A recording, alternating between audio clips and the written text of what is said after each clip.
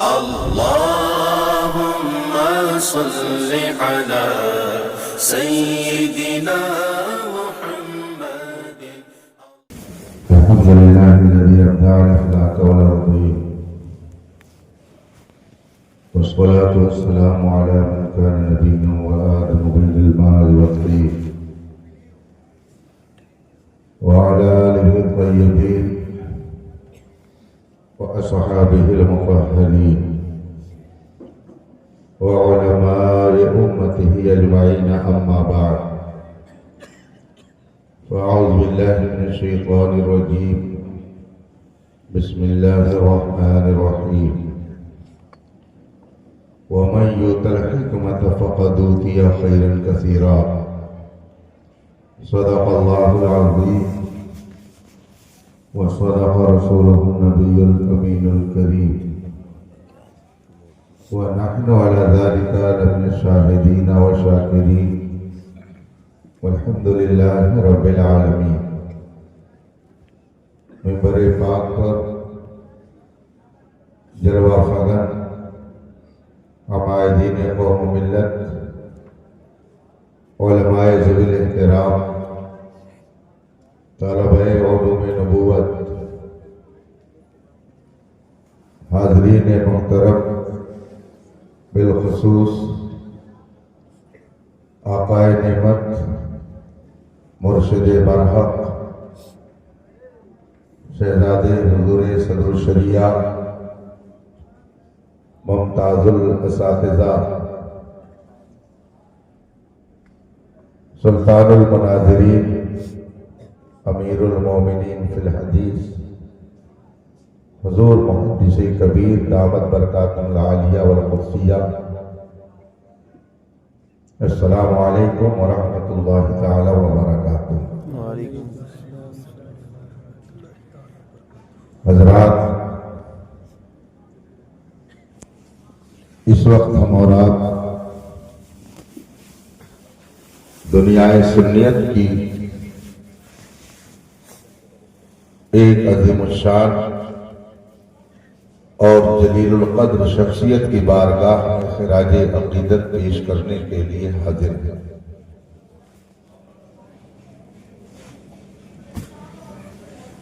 جس نے اپنے کردار و عمل کی پاکیزگی سے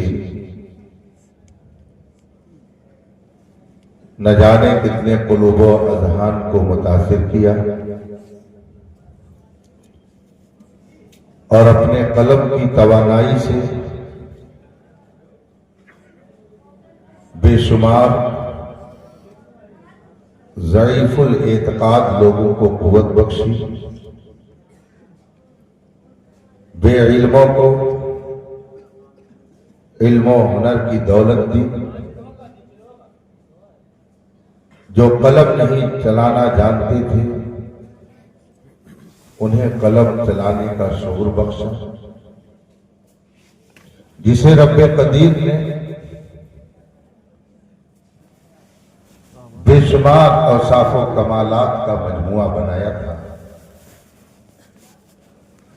دنیا جسے فقیہ ملت کے لقب سے یاد کرتی ہے، اس پاکیزہ ہستی کی بارگاہ میں محبتوں کی نظر لے کر ہم لوگ حاضر ہیں. رب تعالیٰ اپنے حبیب پاک کے طفیل ہم سب کی حاضری کو شرف قبول عطا فرمائے. آپ اپنے ماتھے کی آنکھوں سے دیکھ رہے ہیں عالم اسلام کی وہ عبقری ذات جس کے فضل و کمال کی خوشبو سے ایک جہان مشکبار اور معطر ہے،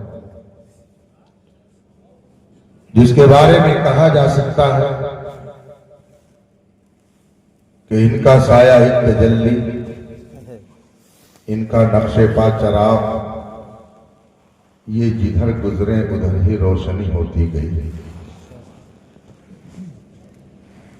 وہ عبقری ذات جو حضور حافظ ملت نور اللہ مرقدہ کی علمی یادگار ہے، حضور صدر الشریعہ کے فیض و برکات کا سرچشمہ ہے، اور اس وقت میری معلومات کے مطابق عالم اسلام میں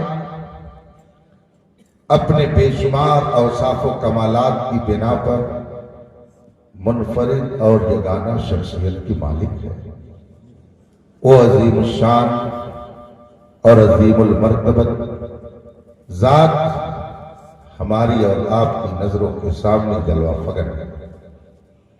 شہزادگان فقیہ ملت، خصوصاً صاحب سجادہ حضرت علامہ مولانا مفتی انوار احمد امجدی صاحب دامت برکاتہ العالیہ کا بے حد اسرار، ان کی خواہش کے احترام میں 2-4 منٹ میں آپ کے درمیان حاضر ہوں۔ حالانکہ میں متعدد بار یہ عرض کر چکا کہ جو مہمان علماء تشریف لائے خطاب ان کا، مگر ان کی خواہش کے احترام میں 2-4 منٹ میں حاضر ہوں۔ آئیے مصطفیٰ جان رحمت سروری کائنات، فخر موجودات، نبی مکرم شفیع معظم صلی اللہ علیہ وآلہ وصحبہ وسلم کی بارگاہ قدس میں درود و سلام کا نذرانِ عقیدت پیش کریں اور پڑھیں۔ اللہم صلی علی سیدنا و مولانا محمد معدن الجود والکرم و آلہ الکرام اجمعین۔ حضرات، اللہ تبارک و تعالی نے انسانوں کی رشد و ہدایت کے لیے 1 لاکھ کم و بیش 2,24,000 انبیاء کرام کو دنیا میں بھیجا۔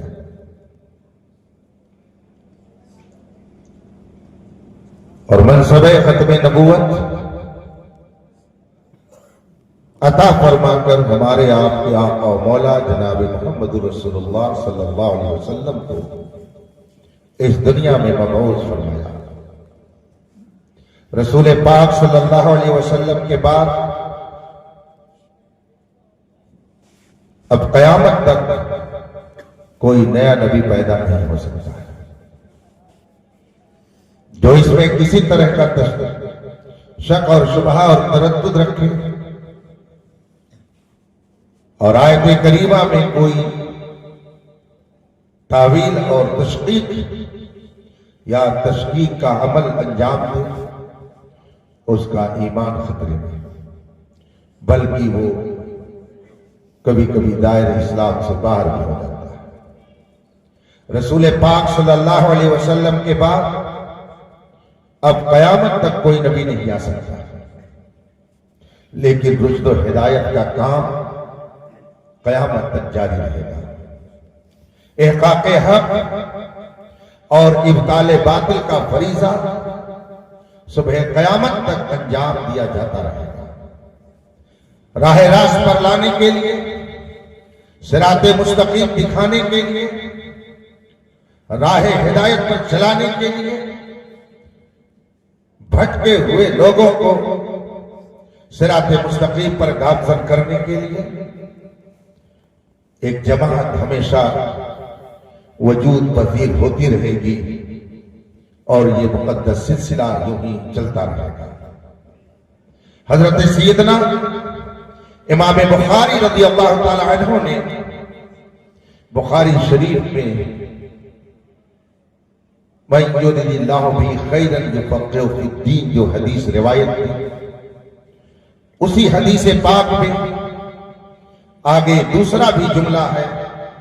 جب رسول پاک نے یہ حدیث فرمائی تو آگے یہ بھی ارشاد فرمایا انما انا قاسم اللہ یؤتی، اور اسی حدیث پاک کا آگے ٹکڑا ہے۔ رسول پاک صلی اللہ علیہ وسلم نے اسی حدیث پاک میں ارشاد فرمایا لن تزال هذه الامه قائمة على امر الله لا يضرهم من خالفهم حتى ياتي امر الله۔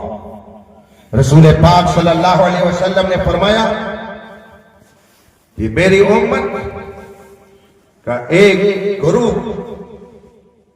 ایک جماعت ہمیشہ حق بات پر مضبوطی سے قائم رہے گی اور جو کوئی ان کی مخالفت کرے گا وہ انہیں کچھ نقصان نہیں پہنچا سکتا اور قیامت تک یہ سلسلہ چلتا رہے گا۔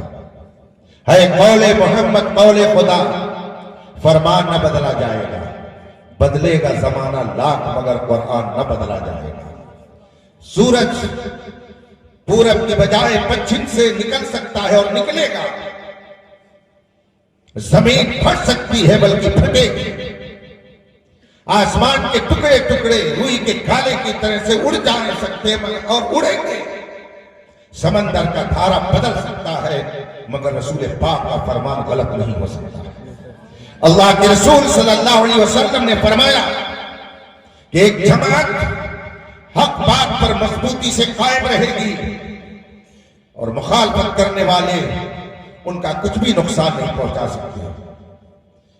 رسول پاک کے اس ارشاد سے معلوم ہوا کہ حق پر جو جماعت قائم رہے گی وہ اس کو پھولوں کی سیج پر نہیں رہنا ہے، اس کو کانٹوں کے راستے پر بھی چلنا پڑے گا، اس لیے کہ رسول پاک نے آگے یہ فرمایا کہ مخالفت کرنے والے ان کو کچھ بھی نقصان نہیں پہنچا سکتے۔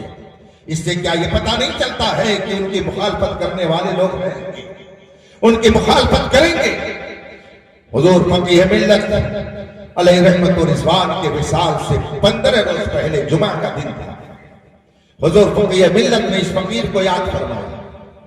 جمعرات کو 12 بجے تک حضور فقیہ ملت نے میری تعلیم و تربیت فرمائی، فن افتاء کے اصول بتائے اور ایک بدعقیدہ کے ایک مضمون کا رد لکھنے کے لیے آپ نے طریقہ بتایا اور فرمایا فلاں فتوے کی کتاب سے نقل کیجئے گا، فلاں فتوے کی کتاب سے نقل کیجئے گا، اور اپنی آخری تحریر جو حضرت نے اپنے دست مبارک سے لکھ کر کے دی وہ شعر کی شکل میں ہے، آج بھی وہ تحریر میرے پاس موجود ہے۔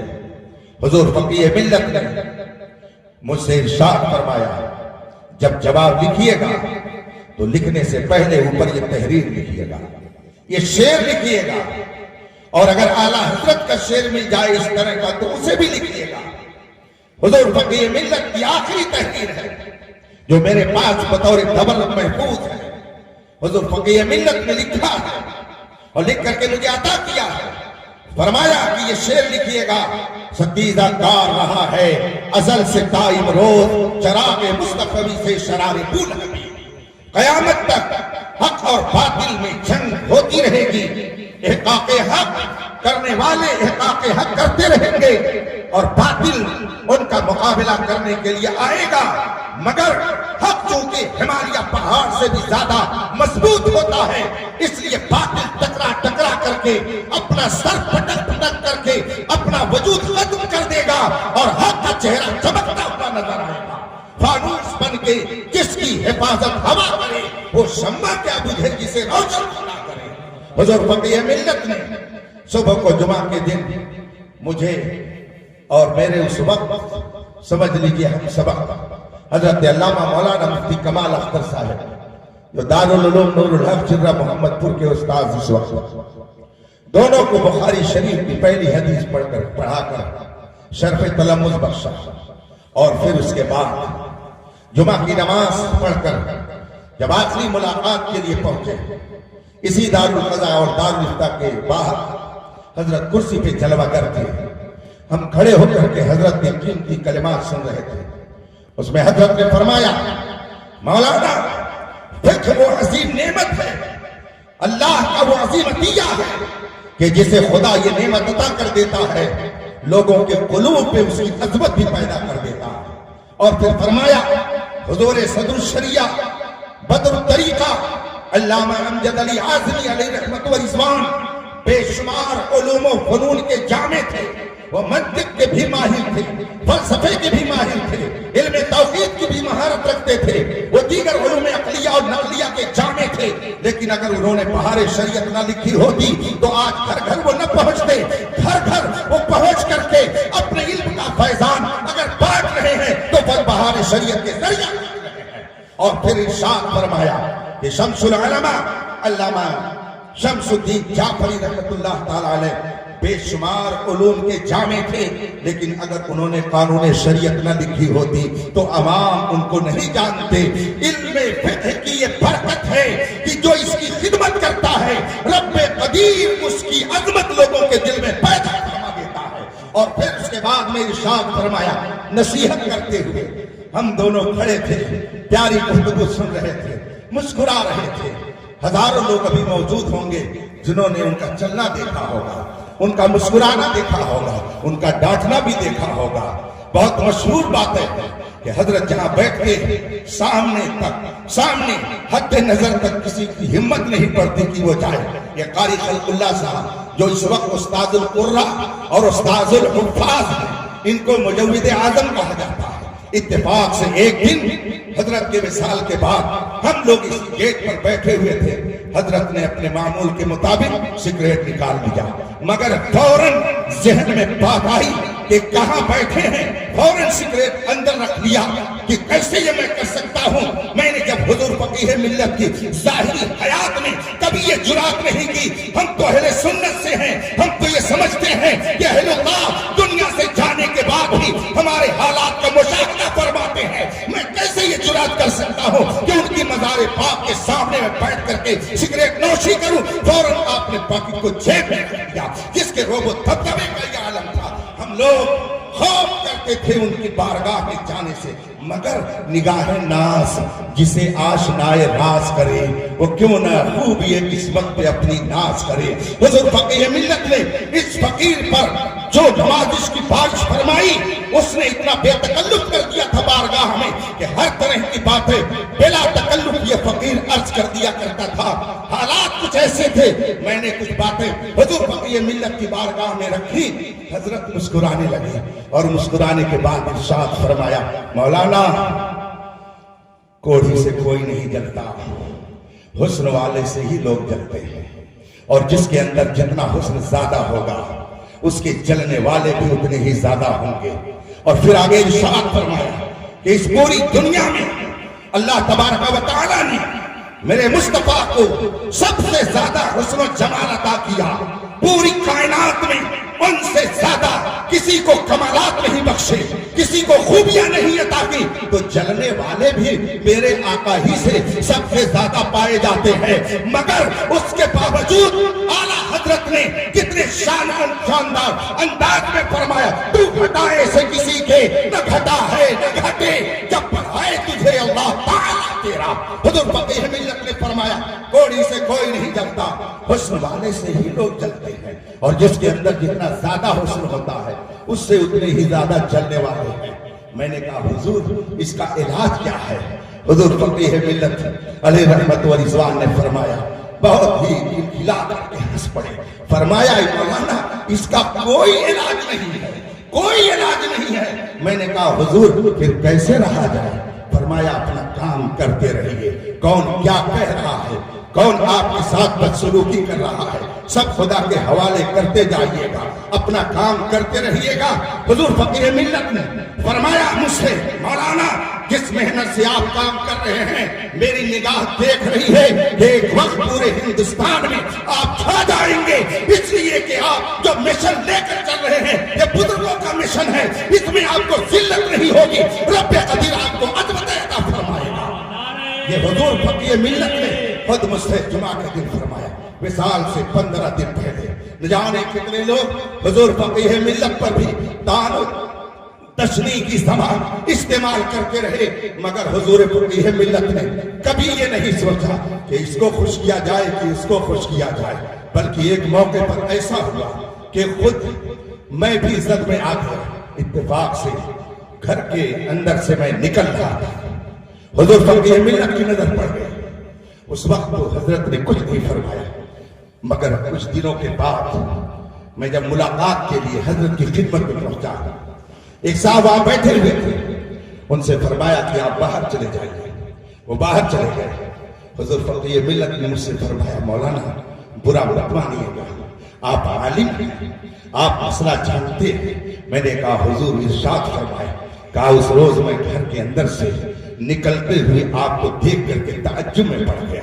میں نے کہا حضور کیا معاملہ ہے؟ کہا کہ اس وقت اگرچہ گھر میں خواتین آپ کے سامنے نہیں آئی ہوں گی بلکہ مولانا انوار کی والدہ رہی ہوں گی جن سے آپ نے بات چیت کی ہوگی، لیکن جس وقت آپ نکل رہے تھے اگر کوئی اجنبی دیکھ لیتا تو وہ یہ تھوڑی سمجھتا کہ گھر میں خواتین سے نہیں بلکہ مولانا انوار صاحب کی والدہ سے مل کر کے آپ آ رہے ہیں۔ وہ دیکھ کر کے تو یہ سوچتا کہ مفتی جلال الدین کے گھر میں بھی پردہ نہیں ہے، تو وہ بدگمانی میں مبتلا ہوتا۔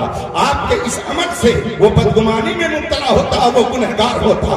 آپ کا تو کچھ نقصان نہیں ہوتا، لیکن وہ بدگمانی میں اگر مبتلا ہوتا تو وہ گنہگار ہوتا۔ ہم کو وہ کام بھی نہیں کرنا چاہیے کہ جس سے کسی کو بدگمانی کا موقع ملے۔ میں نے کہا حضور آپ کا ارشاد سر اور آنکھوں پر، فرمایا برا مت مانیے گا، حکم شرع ہے۔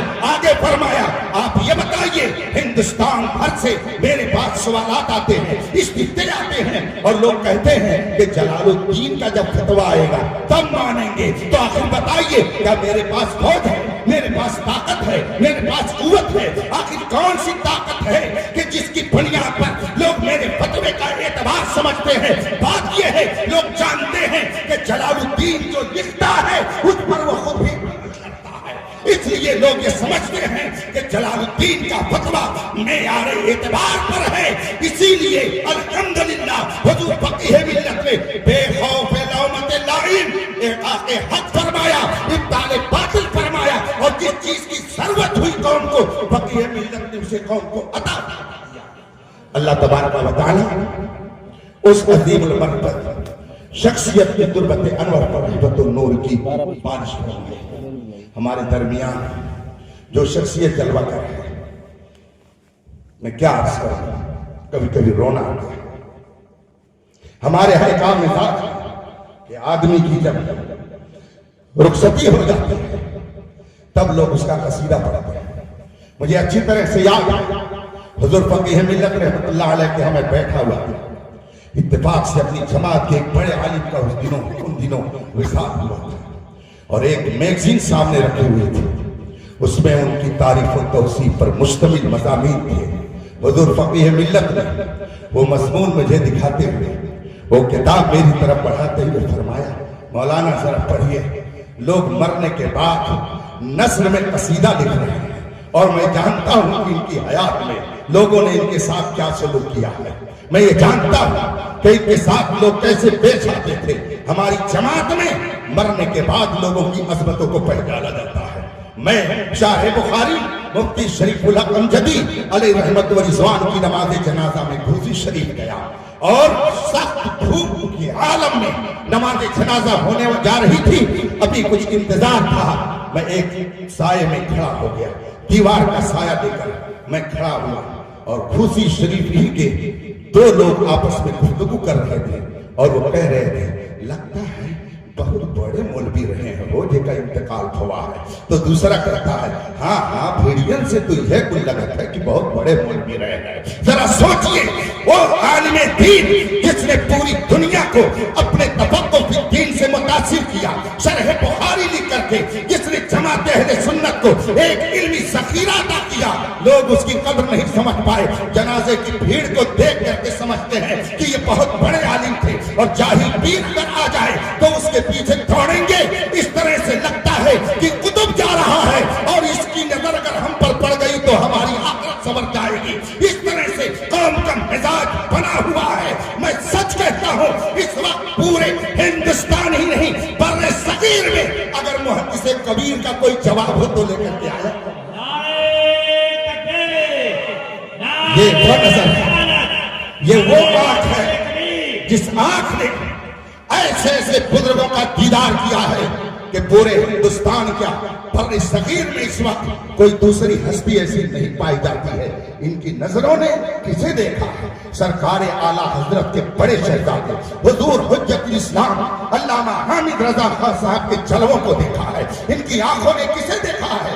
ایک عظیم دانشور، عظیم مبشر، عظیم سیاسی رہنما، اعلیٰ حضرت کے خلفاء میں امتیازی شان رکھنے والی شخصیت صدر الفاضل علامہ سید نعیم الدین مراد آبادی کے جلووں کو ان کی آنکھوں نے دیکھا ہے۔ صدر الشریعہ کا تو ذکر ہی کیا ہو، جن کی گود میں انہوں نے پرورش پائی ہے۔ سرکار مفتی اعظم ہند ابھی قیامگاہ پر میں حضرت کی خدمت میں تھا. مجھے جو بھی وقت ملتا ہے میں اس کو اپنے لیے اللہ کی عظیم نعمت سمجھتا ہوں اور ایک ایک بات پوچھتا رہتا ہوں, اس لیے کہ جو اس سینے میں دفینہ ہے رفیقان محترم وہ آپ کو کہیں اور نہیں ملے گا. ابھی قیامگاہ پر میں بیٹھا ہوا تھا اور حضرت سے کچھ پرانی باتیں سن کر کے اسے میں ریکارڈ کر رہا تھا, اپنے دل و دماغ میں بھی محفوظ کر رہا تھا. حضور محدث کبیر نے ابھی 2-3 گھنٹہ پہلے مجھ سے فرمایا کہ اس وقت سرکار مفتی اعظم ہند کے خلفاء تو مل سکتے ہیں, بہت سارے خلیفہ موجود ہیں, مگر ہندوستان میں سرکار مفتی اعظم ہند کا اگر شاگرد کوئی ہے تو تنہا میری ذات ہے. اس لیے کہ ہندوستان بھر میں سرکار مفتی اعظم ہند سے مختلف کتابوں کا درس لینے کا شرف اس وقت مجھے حاصل ہے. یہ وہ ذات ہے جس نے حجت الاسلام کا جلوہ دیکھا, سرکار مفتی اعظم ہند کا جلوہ دیکھا, صدر الافاضل کا جلوہ دیکھا, پھر جماعت علی کا جلوہ دیکھا, مبلغ اسلام کا جلوہ دیکھا, احمد مختار کا جلوہ دیکھا, صدر الشریعہ کا جلوہ دیکھا, اور حافظ ملت کا تو پوچھنا ہی کیا ہے. سبحان اللہ. حضور مجاہد ملت کا تو ذکر ہی کیا جائے. حضور احسن العلماء اور سید العلماء کا تذکرہ کس زبان سے کیا جائے. حضور حافظ ملت نے ایک موقع پر صدر الشریعہ کی بارگاہ میں ان کی تربت انور پر جا کر حضور محدث کبیر کو ساتھ لیا اور جانے کے بعد کہا, حضور جو کچھ آپ نے مجھے دیا میں نے ضیاء المصطفیٰ کو سب دے دیا ہے. یہ وہ ذات ہے کہ بر صغیر میں جتنے اساتذہ قدر پائے جاتے ہیں وہ سب کے سب واسطہ بالواسطہ اس وقت حضور محدث کبیر کے تلامذہ آتے ہیں. مگر میڈکی کو بھی زکام ہو جاتا ہے, میڈکی کو بھی زکام ہو جاتا ہے. جن کو چلنے کا ڈھنگ ہے, جن کو بولنے کا ڈھنگ ہے, جن کو گفتگو کا سلیقہ ہے, بلکہ دیہاتی زبان میں کہہ دیجئے جن کو پیشاب کرنے کے بعد استنجا کرنے کا ڈھنگ نہیں ہے, وہ حضور محدث کبیر پر تبرہ کی زبان کھولتے ہیں. کسی شاعر نے کہا تھا, چون خدا خواہد کہ پردہ کش دھرک میں نش اندر تانے پاکا کند. جب اللہ کسی کو ذلیل کرنا چاہتا ہے تو نیکوں کے حق میں اس کی زبان کو لمبی کر دیتا ہے اور پھر آہستہ آہستہ آہستہ آہستہ نیچے سے اوپر تک جاتا ہے. ہم ہندوستان میں کئی ایک لوگوں کو دیکھ رہے ہیں کہ پہلے انہوں نے محدث کبیر کی شان میں گستاخی کی, پھر تھوڑا اور آگے بڑھے تو اوروں کی شان میں, اور پہنچتے صحابہ حضرت امیر معاویہ تک اور گستاخی کرنے لگے. یہ انجام ہماری نظروں کے سامنے ہے. اس لیے یہ شخصیتیں اللہ کی عظیم نعمت ہیں.